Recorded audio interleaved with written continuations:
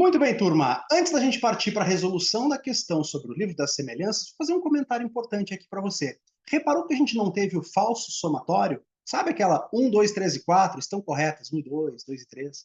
Então, anota aí. Cara, isso deve fazer a média de acertos na prova aumentar, né? Porque, claro, o falso somatório é aquilo. Você sabe 3 itens, tem dúvida sobre um deles, acaba vacilando ali e perde a questão, né? Porque você só não conhecia um detalhezinho, o resto tudo você sabia. Bom, então esse tipo de questão, falso somatório, 1, 2, 3 e 4, é bastante cruel e acaba fazendo baixar a média. Nós não tivemos na prova desse ano, tá? Então tem que ficar atento, porque você pensa em questões anteriores de livro das semelhanças, era tudo itens 1, 2, 3 e 4, tá? E agora é o ABCD simples, com um texto ali, inclusive, que pode ser bastante funcional na hora de você interpretar e resolver mediante interpretação. Claro que tem que conhecer as características da autora, mas você elimina muita coisa pura e simplesmente com a interpretação do fragmento oferecido, tá? Então, essa questão aqui acabou facilitando um pouco o jogo, né, em relação aos anos anteriores, por exemplo. Você sentiu diferença em relação a 1, 2, 3 e 4? Comenta aqui embaixo, tá? E já aproveita para deixar teu like, para seguir o professor Edir aqui no YouTube, para ter todas as informações sobre provas de literatura em vestibulares do sul do Brasil, beleza? Bora fazer então aqui a nossa análise dessa questão. Muito bem, tela do livro das semelhanças para você aqui. Vamos lá, vamos para a análise dessa questãozinha, então, bem interpretativa, e eu quero que você preste atenção numa coisa de imediato. Olha só, leia a seguir o poema Não Sei Fazer Poema sobre Gatos, de Ana Martins Marques. E aí, antes do poema, a gente tem ali um elemento pré-textual, né, que a gente chama de epígrafes, tá? O que é um epígrafe? É quando você, antes de começar o seu texto, você faz uma citação. Você pega um fragmento de algum outro texto, normalmente de outro autor, e esse outro texto, ele serve mais ou menos como uma pista sobre o assunto do qual você vai tratar.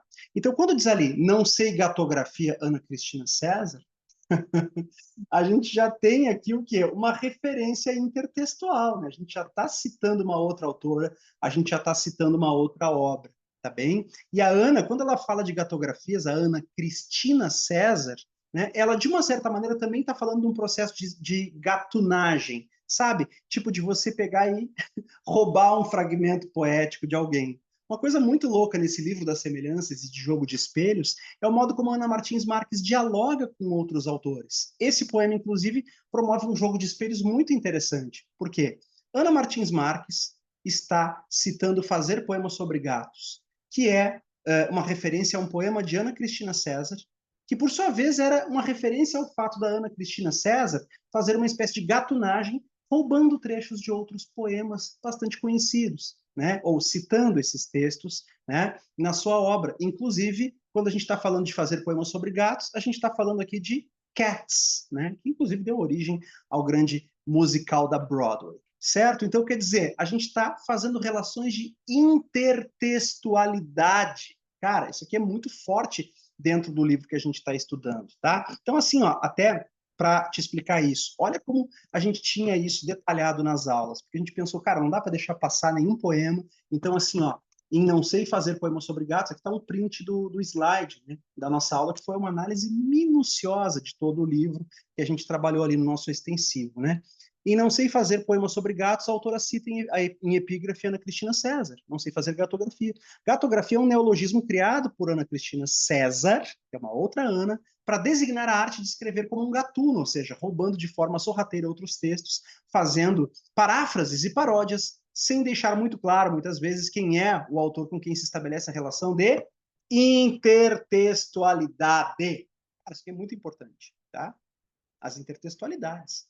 Esse livro é o livro das semelhanças. Estabelecer relações de intertextualidade é uma das formas de se estabelecer relações de semelhanças. Esse livro é muito mais sobre a própria poesia do que sobre qualquer outra coisa. Né? É um livro que faz muito essa referência ao próprio fazer poético. Inclusive, isso aqui também está marcado, né? Sobre o livro. Tá? Olha só, é um livro em que a gente tem temas como o cotidiano, as relações afetivas, mas a linguagem está sempre em primeiro plano. A metalinguagem, tá certo? Muitos poemas falando sobre a própria escrita poética. Olha como está aqui, ó, a própria escrita poética como assunto. tá? E é o caso desse texto aqui. Então, agora vamos para a questão. Você já tem subsídios suficientes para entender do que a gente está falando aqui. Leitura do poeminha, vamos lá. Não sei fazer poema sobre gatos, se tento, logo fogem furtivas as palavras, certo? Você tem que pensar sempre no verbo para poder entender quem é o sujeito, né? E aí, enfim, você vai entender quem é que está praticando qual ação. Então, por exemplo, se tento, logo fogem. Quem foge? Está no plural aqui, né? Fogem furtivas. Quem foge? Fogem furtivas as palavras fogem furtivas, tá? Aí se você vai ali, por exemplo, na letra B, o terceiro verso do poema é composto de um único adjetivo, furtivos, tá? Destacando a característica atribuída aos gatos. Não, não são os gatos. Olha, porque está até flexionado aqui no gênero feminino, furtivas, quer dizer, fogem furtivas as palavras e não os gatos. Então, cara, precisava ter lido o livro para eliminar a letra B? Não precisava, né? Bem simplão, bem fácil. Vamos lá. Mas olha só, as palavras soltam-se ou saltam, não capturam do gato nem a cauda sobre a mesa, quieta e quente. A folha recém-impressa, página branca com manchas negras. Eis meu poema sobre gatos. Então, olha só a luta da Ana Cristina, perdão, da Ana Martins Marques, né, com a captura da palavra, com pegar a palavra certa, escrever essa palavra, dar forma a um poema, né? É uma luta com as palavras. Isso aqui é um poema bem metalinguístico, bem sobre a própria arte de escrever poemas, tá? Mas, enfim, a letra B a gente já eliminou. Vamos ver a letra A. A epígrafe de Ana Cristina César. É isso aqui, ó, que eu tinha comentado contigo. É o elemento pré-textual, né? Epígrafe de Ana Cristina César, tá? Poeta da segunda metade do século XX. É a única referência a outros autores em todo o livro. Não, cara.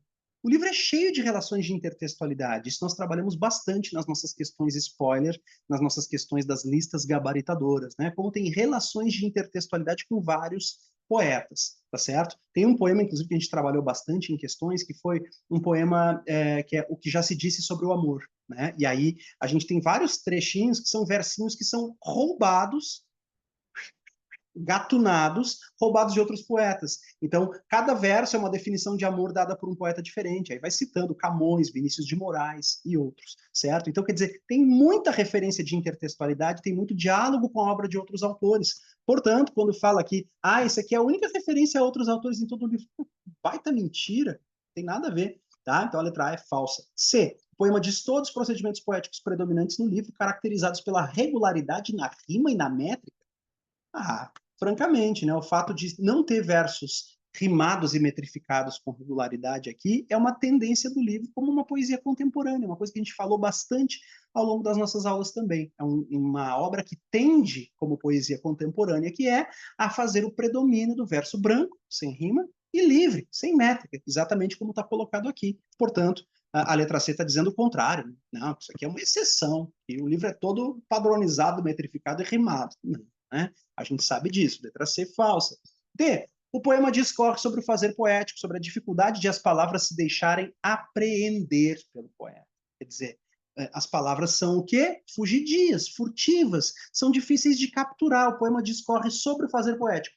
Cara, voltando aos slides lá, né? Quer dizer, a própria escrita poética, o próprio fazer poético. Isso aqui é a essência, o suprassumo do livro. A essência do livro é essa, tá? E é disso que está sendo falado aqui, tá certo? É sobre o próprio fazer poético. O poema discorre sobre o fazer poético, tá certo? Então, assim, ó, aqui de novo, né? A própria escrita poética, um metapoema, tá bom? Então, o que a gente vai entender aqui? É sobre a dificuldade de as palavras se deixarem apreender. As palavras são o quê? As palavras são furtivas, soltam-se ou saltam e não capturam do gato nem a cauda sobre a mesa. Quer dizer, eu quero fazer um poema sobre gatos, só que as palavras para fazer isso me fogem, saltam, são difíceis de apreender, de capturar. É o que está escrito no texto. Interpretação, tá bem? Então, gente, a letra D é a resposta correta, uma questão bem mais interpretativa do que de um conhecimento específico sobre a obra, embora, né, fosse interessante a gente ter o conhecimento sobre os temas para eliminar algumas coisas aqui, não é? Bom, letra E, a presença de termos e expressões comparativas explícitas nos versos do poema aproxima os gatos e as palavras. Galera, não tem essa comparação explícita. E aí é a interpretação, né? A comparação é feita de forma implícita, né? Não diz, as palavras são como gatos. Não diz isso, certo? As palavras são furtivas como os gatos. Não tem essa comparação explícita. essa aproximação ela fica sendo implícita e não explícita. E isso deixou a letra E errada, beleza? Então, interpretação, sutileza na interpretação entre o nível de implícito e explícito, coisas que a gente acaba adquirindo muito com a prática, muito fazendo questões. Daí a importância da gente fazer listas com questões inéditas e fazer muitos exercícios, tá certo? Fica ligadinho aqui então no trabalho do Prof. Edir com as obras literárias, deixa o teu like, segue o Prof. Edir, bota aí o sininho ativado para receber as notificações de muito conteúdo importante sobre obras literárias e vamos para a próxima. Valeu!